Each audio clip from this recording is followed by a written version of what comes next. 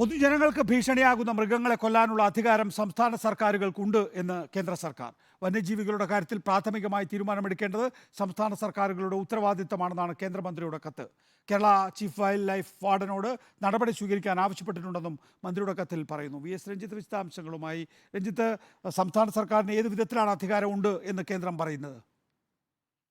നികേഷ്, ഇത്രനാളും ഈ വന്യജീവികളെ വെടിവെച്ച് കൊല്ലുന്നതിന് കേന്ദ്ര അനുമതി വേണമെന്നും വന്യജീവി സംരക്ഷണ നിയമത്തിൽ ഭേദഗതി വരുത്തണമെന്നും അല്ലെങ്കിൽ ഇത് കേന്ദ്ര സർക്കാരിന്റെ അനുമതി ഇല്ലാത്തത് കൊണ്ടാണ് വെടിവെച്ച് കൊല്ലാത്തതെന്നെല്ലാമായിരുന്നു സംസ്ഥാന വനം വകുപ്പിന്റെയും വനം മന്ത്രിയുടെയും ഒക്കെ വിശദീകരണം. പക്ഷെ ഈ കത്ത് 2023 ഫെബ്രുവരി മാസം 8-ാം തീയതി കേരളത്തിലെ രാജ്യസഭാ MP കൂടിയായ സന്തോഷ് കുമാറിന് അദ്ദേഹത്തിന്റെ ചോദ്യത്തിന് മറുപടിയായി ഭൂപേന്ദ്ര യാദവ് നൽകിയ കത്താണ് ഇപ്പോൾ പുറത്തു വന്നിരിക്കുന്നത്. ഈ കത്തിൽ വളരെ കൃത്യമായി പറയുന്നുണ്ട്, കേരളത്തിലെ വന്യജീവി സംഘർഷവുമായി ബന്ധപ്പെട്ട് പ്രശ്ന പരിഹാരത്തിന് ആവശ്യമായ നടപടി സ്വീകരിക്കാൻ വൈൽഡ് ലൈഫ് വാർഡനോട് ആവശ്യപ്പെട്ടിട്ടുണ്ട്.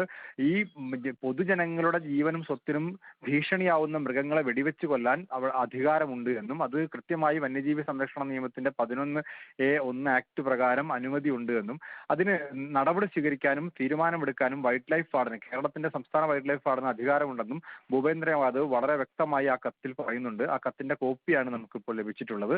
ഈ കർഷക സംഘടനയായ കിഫ നേരത്തെ തന്നെ ഇക്കാര്യം പറയുന്നുണ്ട്. അവർ ഈ കത്ത് പുറത്തുവിടുകയും ചെയ്തിട്ടുണ്ട്.